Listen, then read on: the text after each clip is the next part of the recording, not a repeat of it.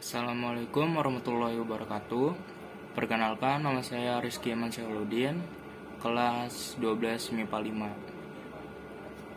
5. Perkenalkan, nama saya Jomil Tonaya dari kelas 12 MIPA 5, nomor absen 19. Perkenalkan, nama saya Ahmad Baharul Rokid dari kelas 12 MIPA 5, nomor absen 2. Assalamualaikum warahmatullahi wabarakatuh. Perkenalkan, nama saya Syahri dari kelas 12 MIPA 5, nomor absen 37. Jadi nanti di video nanti saya akan menjelaskan contoh dan akibat dari main hakim sendiri. Assalamualaikum warahmatullahi wabarakatuh. Nama saya Muhammad Dafiq Eranata dari 12 MIPA 5. Assalamualaikum warahmatullahi wabarakatuh. Nama saya Raul Gemelar dari kelas 12 MIPA 5, nomor absen saya 27. Nanti saya akan menjelaskan tentang bagaimana cara menghindari tindak main hakim sendiri.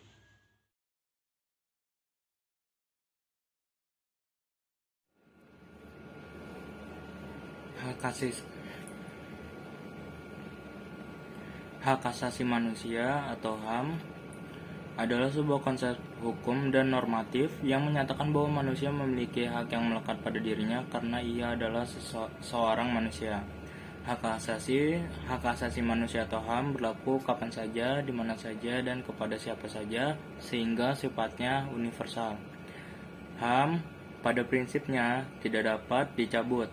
Hak asasi manusia juga tidak dapat dibagi-bagi, saling berhubungan, dan saling bergantung. Hak asasi manusia biasanya dialamatkan kepada negara, atau dalam kata lain, negaralah yang mengemban kewajiban untuk menghormati, melindungi, dan memenuhi hak asasi manusia, termasuk dalam mencegah, menindaklanjuti pelanggaran yang dilakukan oleh swasta.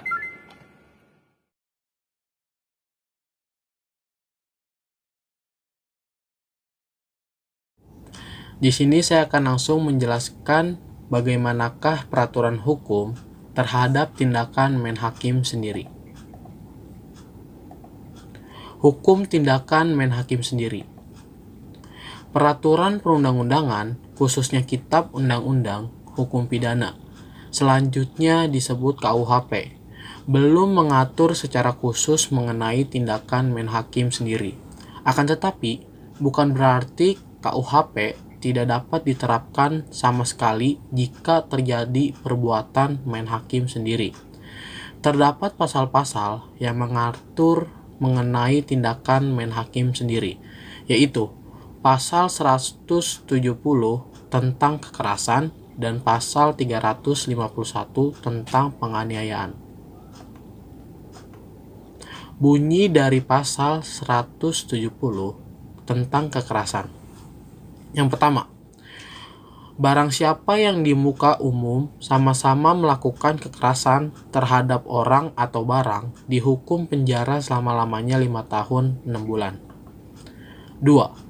Tersalah dihukum dengan penjara selama-lamanya 7 tahun jika ia dengan sengaja merusak barang atau kekerasan yang dilakukannya itu menyebabkan sesuatu luka, dan dengan dipenjara selama-lamanya 9 tahun jika kekerasan itu menyebabkan luka berat pada tubuh, dengan dipenjara selama-lamanya 12 tahun jika kekerasan itu menyebabkan mati seseorang.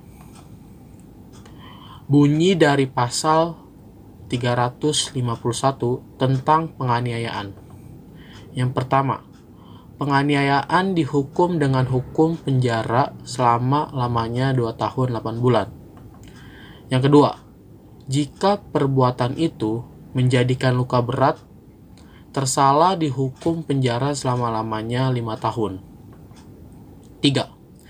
Jika perbuatan itu menjadikan mati orangnya, dia dihukum penjara selama-lamanya 7 tahun.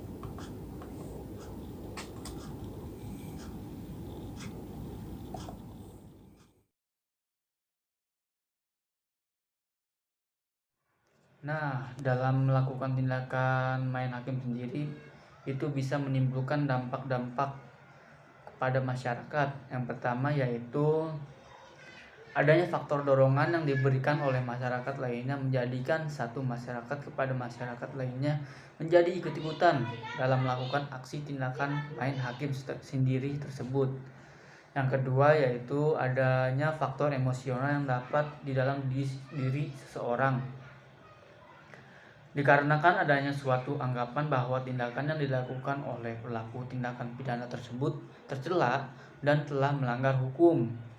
Yang ketiga, adanya proses penegakan hukum yang tidak baik, contohnya dengan melakukan sogokan terhadap pihak penegak hukum atau kepolisian, kejaksaan, dan pengadilan oleh pelaku ataupun sebaliknya, agar terciptanya suatu penegakan hukum yang tidak sesuai dengan perundang-undangan.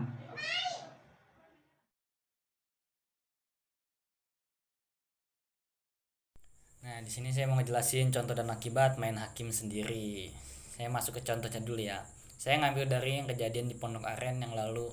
Kasus pembakaran pelaku pencurian motor dengan kekerasan di Pondok Aren, Kabupaten Tangerang. Jadi kasus tindakan main hakim sendiri yang dilakukan oleh sekelompok orang ini terhadap pelaku tindak kejahatan tidak dibenarkan dalam undang-undang. Kasus tersebut adalah kasus yang melanggar hukum, tidak bermoral, tidak bertanggung jawab, dan tidak memiliki suatu sikap yang menghargai hukum. Seharusnya bagi mereka tuh yang ada di tempat kejadian harusnya segera melaporkan kepada pihak yang berwajib agar kejadian tersebut tidak nambah parah atau bahkan sampai ada yang kehilangan nyawa atau wah segitulah. Lebih bahaya lagi jika kita malah ikut-ikutan dan tidak melaporkannya. Pentingnya itu ya ketika kita melaporkan kepada pihak yang berwajib, ya pihak berwajib pun langsung datang. Bila terdapat seorang yang melakukan tindakan main hakim sendiri terhadap pelaku kejahatan harus dihukum sesuai peraturan perundang-undangan yang berlaku. Lembaga penegak hukum dalam hal ini dapat melakukan suatu hukuman kepada mereka yang melakukan tindakan tersebut. Mengenai peraturan perundang-undangan yang mengatur tindakan main hakim sendiri memang tidak diatur secara khusus, tetapi terdapat pasal-pasal yang dapat dikenakan kepada mereka yang melakukan tindakan main hakim sendiri, yaitu dengan menggunakan pasal 170 KUHP tentang kekerasan dan pasal 351 tentang penganiayaan. Sini saya mau jelasin dampak main hakim sendiri. Sini satu aja karena waktunya terbatas. Yang kedua tuh dampak yang lebih bahaya menurut saya itu memberi contoh yang buruk kepada anak-anak. Contohnya ketika waktu ada sinetron atau tayangan yang berbau kekerasan, semua orang sepakat menolak. Tapi giliran ada kasus kejahatan masih banyak aja tuh orang yang main hakim sendiri. Padahal kan menyaksikan langsung sebuah tindakan kayak gitu tuh atau kekerasan tuh justru lebih berbahaya dibanding sekedar menonton film atau bermain game buat anak-anak. Sekian, terima kasih. Wassalamualaikum warahmatullahi wabarakatuh.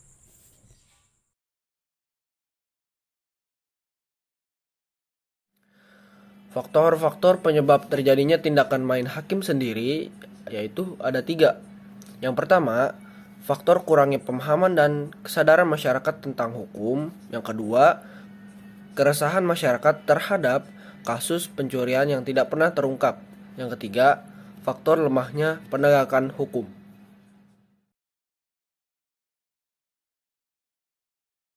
Assalamualaikum warahmatullahi wabarakatuh. Kali ini saya akan menjelaskan tentang bagaimana cara menghindari tindak main hakim sendiri.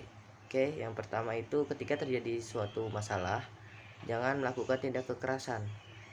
Karena tindak kekerasan itu sudah pasti masuk ke dalam main hakim sendiri. Oke, yang kedua itu sebisa mungkin bawa aja ke pihak berwenang, karena mereka yang berwenang, mereka yang tahu harus diapakan, mereka juga punya hak, lalu mereka juga bisa melakukan sesuatu sesuai dengan hukum. Yang ketiga tuh hindari provokasi. Biasanya awal dari tindak main hakim sendiri ini karena provokasi. Jadi jangan jadi provokasi dan jangan terprovokasi. Sekian dari saya. Wassalamualaikum warahmatullahi wabarakatuh.